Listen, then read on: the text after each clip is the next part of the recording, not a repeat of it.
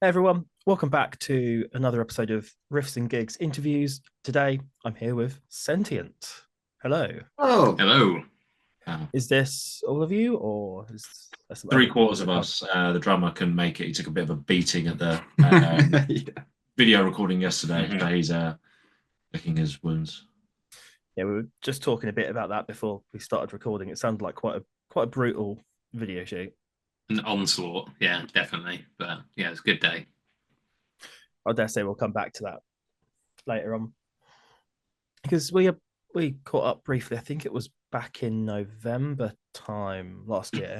It's indeed a Cambridge, I believe. I think it was at the lounge gig, which was Mhm. a great gig. My first time seeing you guys, which was quite cool. What have you been up to since then? Finishing up the EP, which is now ready to go, coming out Friday. Yeah, shot the music video yesterday for I think will be the first single. I suppose it will be the first single. Yeah. Yeah, for the EP, which is Clarity. Um, yeah, getting a few more gigs in that under our belts, and we've got plenty lined up for the rest of the year. So yeah, just getting ready for that to come out. I think just building it all up. I think it's just been a lot of kind of admin Hmm. since getting the recordings finished, pushing out to kind of as many kind of promoters, reviewers, Hmm. PR, that kind of stuff, speaking to lovely people like yourself, and just trying to get as much momentum behind it before we eventually drop it. Mm. And then what was the sort of like the writing and recording process for the EP? Then how long has it been in the works? When did the first EP come out? 2023. Yeah, so yeah, it's been a while, but it's really been quite a large project. I mean, um, Rick handled all the recording, mixing, mastering himself, and he did live drums on this one as well. So not only was he recording us, a bunch of clowns, he's also recording himself and then mixing it, mastering it. So it's been quite a process. But it's really good because we just handle it ourselves. We have a hand in it. Contribute to writing parts and stuff like that, and um, you know, encourage each other and stuff like that. So it's a really fun process. It can be hard work, especially for Rick, but Mostly for Rick. mostly Yeah. mostly for Rick.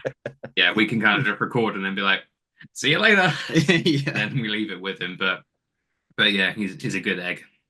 Yeah, he gets it all done, doesn't he?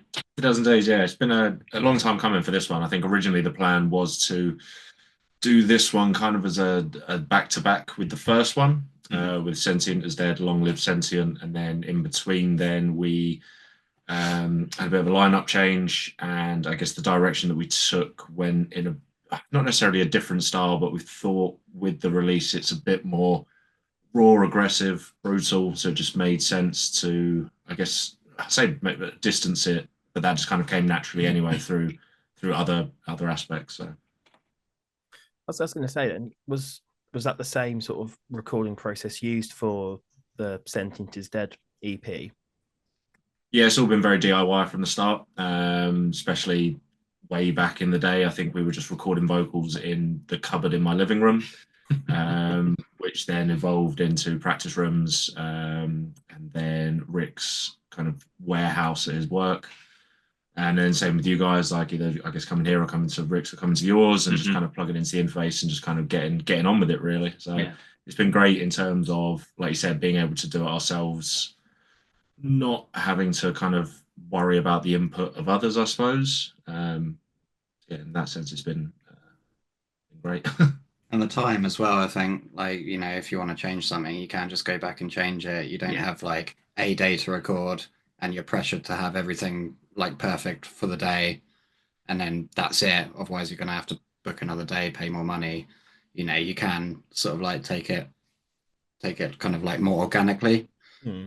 Oh, we've saved thousands on overhead. Oh, for It's sure. incredible. Financially, we are in the green, but Oh. mentally, Well, we'll get that far. mentally,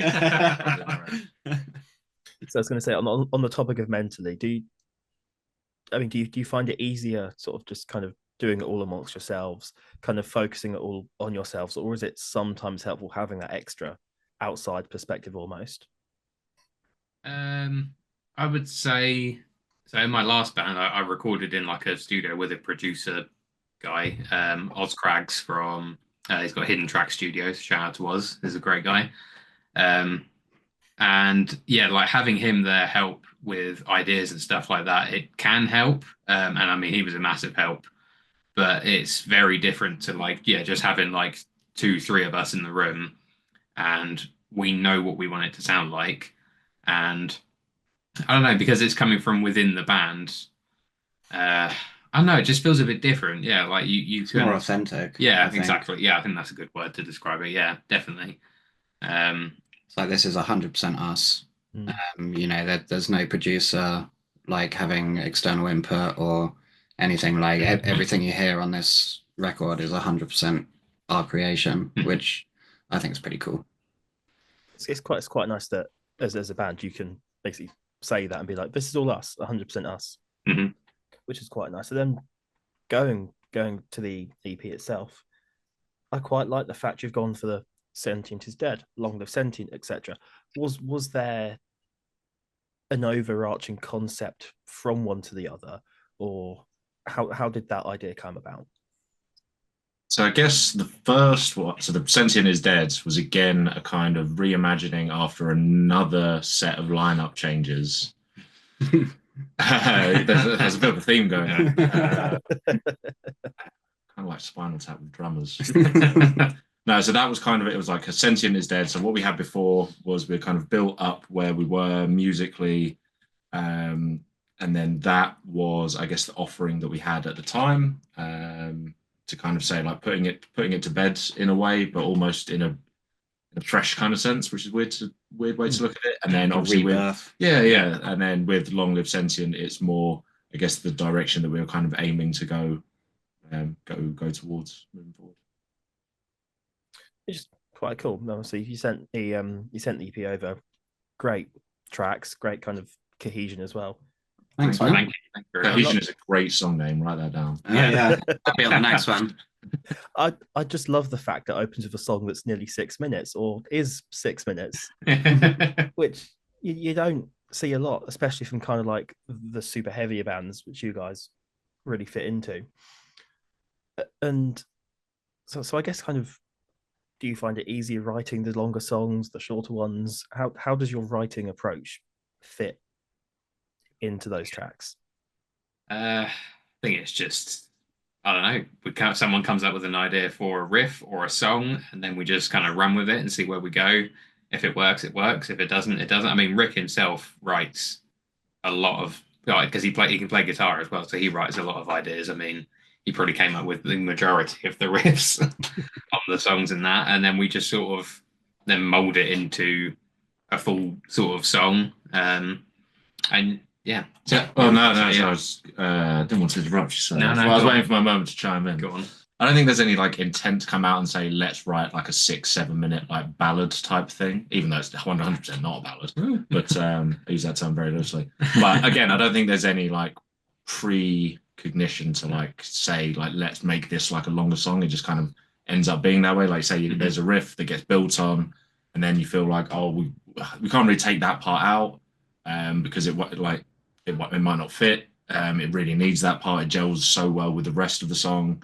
And at the same time, you might be like, oh, well, actually, then we've got this other riff that would fit really well in here. Let's maybe like try and bolt it on to the end or in the middle or something like that. It's all about the cohesion and how it kind of fits together. I think specifically with the first track on the EP, it plays a lot around block time signatures. So using blocks of 5/8 that then go and resolve with a block of 2/4 at the end. And I think when you're playing with time signatures, that it automatically kind of breaks you out of traditional song structure. And then when you're kind of like repeating those patterns and then evolving them, naturally the song just gets longer, just because you're not going, the chorus verse, the standard structure anymore. So I think like for that reason, that's why a lot of prog bands, like obviously I wouldn't class this as prog, but there are elements of it. But a lot of prog bands like create quite long songs just because they're waiting for polymeters to resolve and these kinds of things, and it doesn't fit the convention of songwriting. You're not quite on the cusp of doing like a Tool or Dream Theater full on think just yet. I don't think I'm good enough. So then, what genre would you sort of? I mean, I don't particularly like the idea of putting bands in boxes, but that's precisely what I'm going to do here. What sort of thing would you almost describe yourself as if you were trying to sell yourself to a lineup, get on a bill, get on something? Heavy spaghetti. Heavy spaghetti, yeah. Noodly riffs and beefy breakdowns served by Randy Blythe with a cold. I think it's how we kind of generally said about it in the past, but it's more, I guess, tech, death groove, like deathcore. I think more than actual death. Yeah, metal. I think especially the new stuff, it really touches on like a lot of different sort of things. Yeah, I guess it's techy, groovy. There's definitely like sort of death metal, deathcore elements coming in as well. So yeah, tech, groove, death. Heavy spaghetti. Like when I'm telling people about the band, I typically say we're on the raw end of Jan. Yeah, so not the kind of like more sort of like progressy end, just the more sort of mashuggery fuck you end. I was gonna say, have you ever had anyone come up to you and be like, "Oh, you guys sound like this band," that you've either completely agreed with or gone, "No, we don't." I don't know. Actually, one of my friends did say we were somewhat similar to Meshuggah, and I think probably that would probably come from the first track of the EP, which is I think one of the more rhythmically complex songs that we've got, and aggressive sounding as well. But yeah, I was like, thank you very much. Yeah, I love that. They're great. Yeah. Can't say I completely agree, but yeah, thanks. That's the thing. It's like it could be a band that you absolutely love, and you might not hear the comparisons. But if someone is like, "You sound like that band," you're like, "Okay, I'll take it." Yeah, I mean they're great. So nice one. So with the new EP, have you got a particular kind of standout track or a favorite track or kind of like a surprise that you're most excited for people to hear?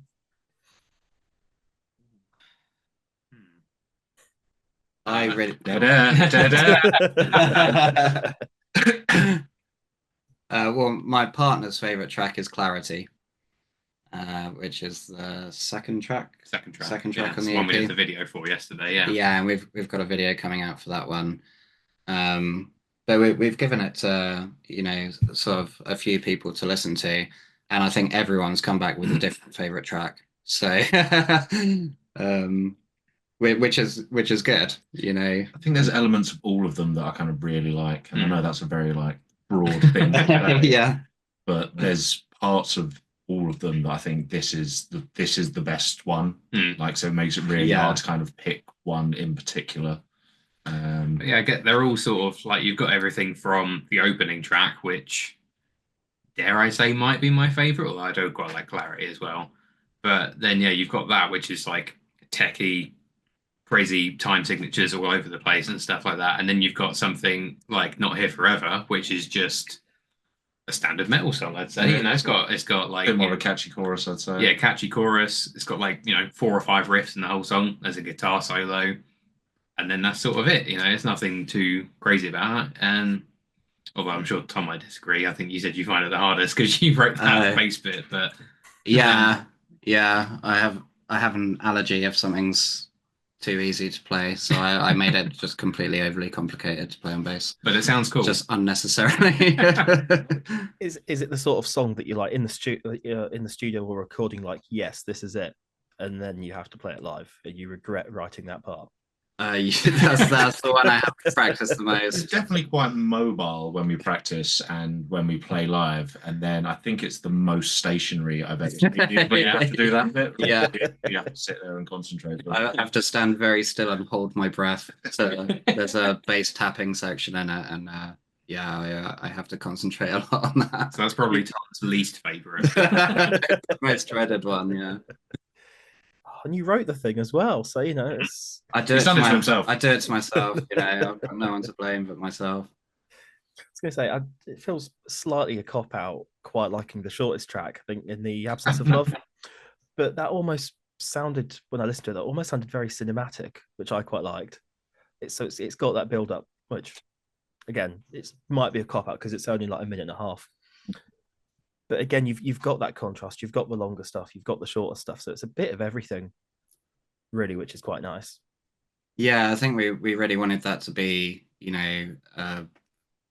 like you say, that contrast, and to be, something quite different, and Gives like you a breather. all of the tones that we use are not used in any of the other tracks. We really wanted to make something that was, a real reprieve, I guess. Ready to smash in with the last track. Mm-hmm. Just lull them into a false sense of security. So I guess kind of following on from that, not necessarily just from this EP, but from everything you've got so far, have you got a particular favorite when it comes to playing live? It's a bit of a tricky one because I think most of what we play live at the moment is the new EP. Yeah, we do pretty much play it all. Barring the only like mainstay is Gaslighter. Yeah, we keep Gaslighter in. Because it seems to be the ones that people know the most. Yeah. Good crowd participation one. Yeah, exactly. Most Yeah. definitely. It's got some bits. Enjoy it. I think that's why it is quite fun to play. People seem to know it and shout it back at you, and that's always really encouraging when you're on the stage to have stuff like the song that you put so much kind of hard work and time into. People actually kind of give a shit about, and yeah, so that's always quite fun. And I guess in terms, I don't know, 710 is always quite. A New Kind of Hate is always quite fun to play. Yeah, oh yeah. No more demo. No more demo names. Yeah, I think that's probably my favorite. Just I think purely because of like he just beats you down into then you get to that final bit and it's merciless.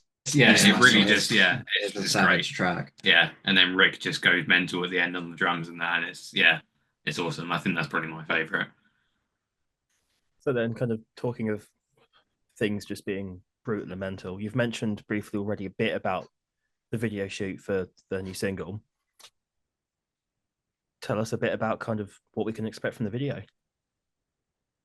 Well, it's a performance-based video, so it's just it's us. We went to Ultra Sharp in Films. Hemel Hempsteads. Yep. Really lovely. It was a great space. I don't think they were quite expecting us to be as loud as we were. No. They were saying they normally do kind of like fashion photography shoots and that kind of stuff. So to have the full band in there was a bit of a shock for them. But they were really lovely. The space was really nice. So I definitely recommend going and check those guys out.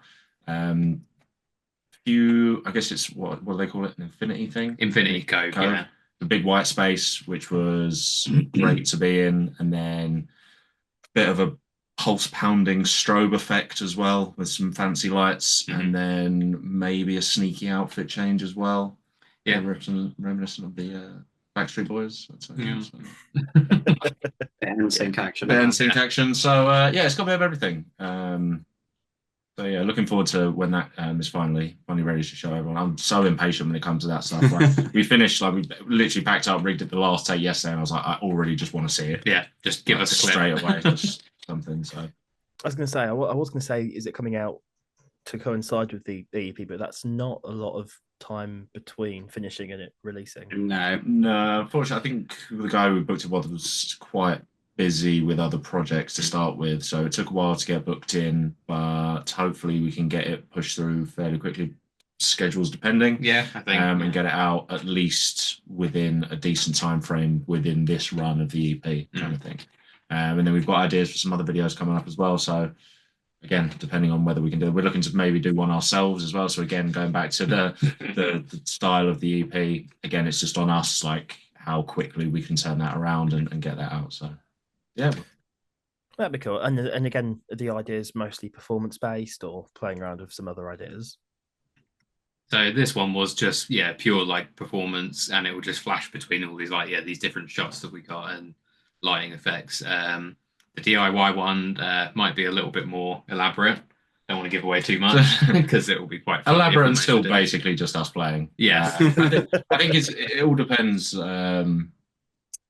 on the narrative that we can come up with for some of the videos, and as long as it fits and budgets and time frames allowing, then more than happy to kind of look into something like that, I suppose. So yeah. And I've got creative juices flowing and come up with some ideas, won't you? I can come up with some stupid ideas. Yes. I was going to say, have you had any ideas that are almost too out there that everyone else has just kind of shut down completely? Or Doesn't happen. No, I think we tend to try and. I think most of the time, if someone's got an idea, we're like, okay, let's think about that for a minute, and then obviously, I guess you can't say yes to everything, but we try and consider. Then it's quickly everything. vetoed straight away. But we try and consider everything because you never know what's going to either be just fun for us, really, or you think actually no, that could be a really great idea to get out to someone, like to a crowd of people, and so you just don't shoot down anything really. We're trying to be very open about stuff. Try to as much as possible. So we've got a couple more questions. Obviously, long live Sentient, the new EP. Is that almost like a firm indicator of what your sound is, or is there still kind of that potential for it to evolve, for it to change? No, we're going to do the same thing for 25 years. People have made really illustrious careers off this. I think we can make a real good stab at it. I think there's already some stuff in the works for the next release. I think sticking along similar lines, but I mean with Tom in the band now, I think you've got a lot of ideas. You've already thrown quite a few across. Too many ideas. They don't stop. It's just going on all the time. So I think I think this will give like a good indication because we're all into like similar sort of stuff, say. But I think there's definitely going to be new elements coming in. Still, but I think it'll still be the same heavy spaghetti that everyone loves. It's just a slightly different sauce on top, And there might be just a different marinade, a little ragu.